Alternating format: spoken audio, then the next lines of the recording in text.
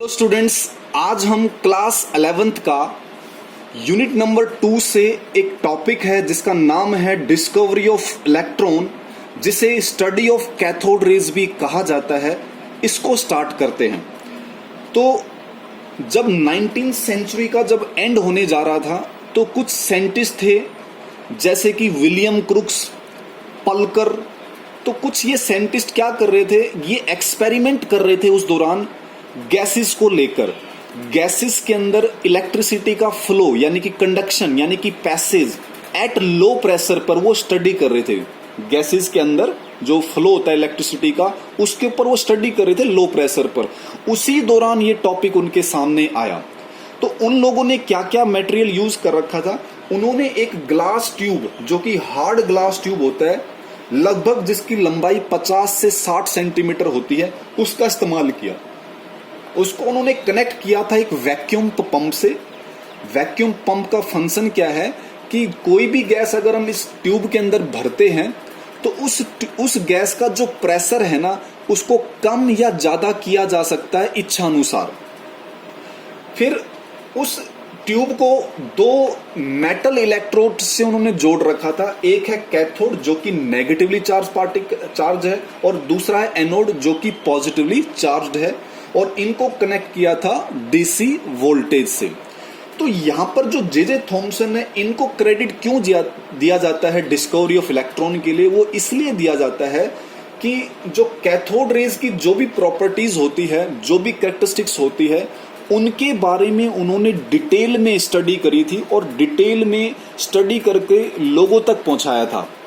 इसीलिए J Thomson को ही electron की डिस्कवरी का जनक कहा जाता है, क्रेडिट दिया जाता है। क्लियर। अब सुनते हैं कि इसके अंदर फंक्शनिंग किस तरह से होती है, वर्किंग क्या क्या होती है, प्रॉपर्टीज कौन कौन सी है, और कंक्लूजन क्या निकल के आता है। तो जब डीसी वोल्टेज, जब उन्होंने हाई डीसी वोल्टेज लगाया, लगभग 10,000 वोल्ट का उन्होंने वोल्टेज लगाया, और प्रेशर को एक्सट्रीमली लो प्रेशर किया, बहुत कम प्रेशर पे काम किया, तो एक्सपेरिमेंट के दौरान ये देखा गया कि कैथोड से एनोड की तरफ कुछ रेज निकल के आ रही है। हालांकि रेज तो हमें दिखाई देती नहीं है, तो कैसे पता लगा कि वहां से रेज निकल के आ रही है। उन्होंने इस एनोड के पीछे जो स्क्रीन है, यहां पर एक फ्लोरोसेंट स्क्रीन लगा रखा था जिसका नाम है जिंक सल्फाइड। क्योंकि जिंक सल्फाइड क्या है, एक फ्लोरोसेंट मटेरियल होता है। इस पर जैसे ही रेज टकराएंगे, अच्छा रेज कैसे टकराएंगी, उन्होंने इस एनोड पर कुछ होल क्रिएट कर रखे थे। तो यहां से कोई भी रेज जब आएगी तो एनोड से पास होगी, और पास होने पर किस पे टकराएगी, स्क्रीन पर, जो स्क्रीन लगा रखी है। तो वो उस स्क्रीन के ऊपर जैसे ही टकराया तो वहां पर उन्हें एक डार्क स्पॉट यानी कलरफुल स्पॉट उन्हें नजर आया। उन स्पॉट यानी कि कोई ना कोई कलर उनको नजर आया, और कलर तो हमें दिखाई देता है। तो इससे पता लगा उनको कि कोई ना कोई रेज जो है ना, वो कैथोड से निकल के आ रही है और वो इस स्क्रीन पर जाकर टकरा रही है। अच्छा, वो रेज किस फॉर्म में निकलती है, वो रेज की फॉर्म में निकलती है, यानी कि पार्टिकल्स के फॉर्म में निकलती है, जिसको हम क्या बोलते हैं, स्ट्रीम ऑफ पार्टिकल्स। क्लियर। अब यहां पे क्वेश्चन ही आता है कि ये जो रेज है, जिनका जो रेज कैथोड से निकल रही है, उन्हें कैथोड रेज कहा जाता है। तो कैथोड रेज क्यों कहा जाता है उन्हें, क्योंकि वो कैथोड से ओरिजिनेट होते हैं, उनका जो ओरिजिन होता है वो कैथोड से होता है, कैथोड से ही वो निकल के आती है, इसीलिए उन्हें क्या कहा जाता है, कैथोड रेज का नाम दिया जाता है। तो आगे जे थॉमसन ने जो है ना इनकी प्रॉपर्टी के बारे में बताया।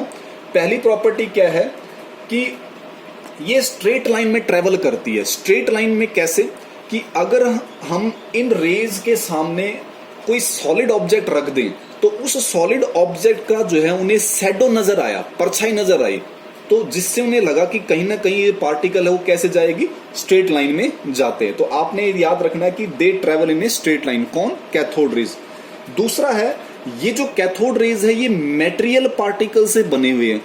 तो जे थॉमसन ने बताया कि कैसे बने हुए हैं, कि अगर हम इन रेज के सामने कोई पहिया रख दें, व्हील रख दें, हल्का व्हील, घूमने वाला पहिया, और उसको पहिए को वहां पे हम किसी भी तरीके से उसको बांध के वहां पे रख दें, तो जब वो रेज उस पहिए पे टकराएगी तो वो पहिया घूमने लग गया। ये एक्सपेरिमेंटली उन्होंने देखा।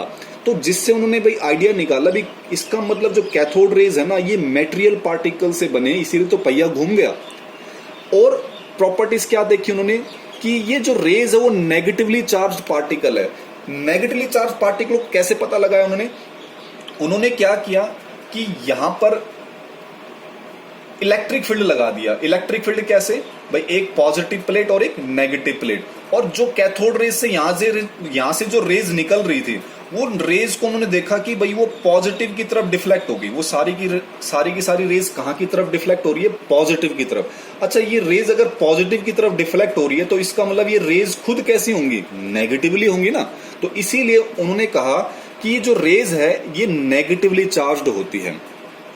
नेक्स्ट, जे थॉमसन ने बताया कि ये जो कैथोड रेज है ये हीटिंग इफेक्ट को प्रोड्यूस करती है। हीटिंग इफेक्ट को कैसे, अगर हम उन रेज के सामने कोई मेटल रख दें, मेटल की फॉइल रख दें, हम उस मेटल फॉइल पर जैसे ही वो रेज टकराएंगी तो उन्होंने देखा कि वो मेटल फॉइल जो है वो गर्म हो गया। अच्छा, गर्म हो गया तो उन्होंने आइडिया लगा लिया कि इसका मतलब कैथोड रेज क्या प्रोड्यूस करती है, हीटिंग इफेक्ट प्रोड्यूस करती है। एक और चीज उन्होंने जो पता लगाई कि उन्होंने क्या किया, इस ट्यूब के अंदर अलग अलग गैसेस रख के देखा, अलग अलग गैसेस भर के और फिर उनके ऊपर एक्सपेरिमेंट करके देखा, तो उनको हमेशा ये सारी की सारी प्रॉपर्टी सेम नजर आई। यानी कि जो कैथोड रेज की जो कैरेक्टरिस्टिक्स है ना वो डिपेंड नहीं करती किसके ऊपर, कि आपने इलेक्ट्रोड किस मेटल का लिया है, यानी कि नेचर ऑफ इलेक्ट्रोड कैसा है आपके पास। दूसरा, जो गैस आपने इसके अंदर भरा है वो गैस कौन सी गैस भरी है, यानी कि नेचर ऑफ गैस पर भी वो डिपेंड नहीं करती है। ये चीज यहां से निकल के आई। तो इन सभी को जब जे थॉमसन ने ऑब्जर्व किया एक्सपेरिमेंट के दौरान तो उसने एक ही कंक्लूजन निकाला कि भाई ये जो कैथोड रेज होती है ना ये नेगेटिवली चार्ज्ड पार्टिकल्स होते हैं, और इन्हीं नेगेटिवली चार्ज पार्टिकल्स को, ठीक है, क्या उसने नाम दिया, इलेक्ट्रॉन्स का नाम दिया। क्लियर। तो ये इसका थोड़ा सा बेसिक्स था जिसमें आपने केवल प्रॉपर्टीज ऑफ कैथोड रेज को ध्यान रखना है। नेक्स्ट वीडियो में हम पढ़ेंगे जो चार्ज और मास होता है इलेक्ट्रॉन्स का वो कितना कितना होता है, इस को हम नेक्स्ट वीडियो में डिस्कस करेंगे।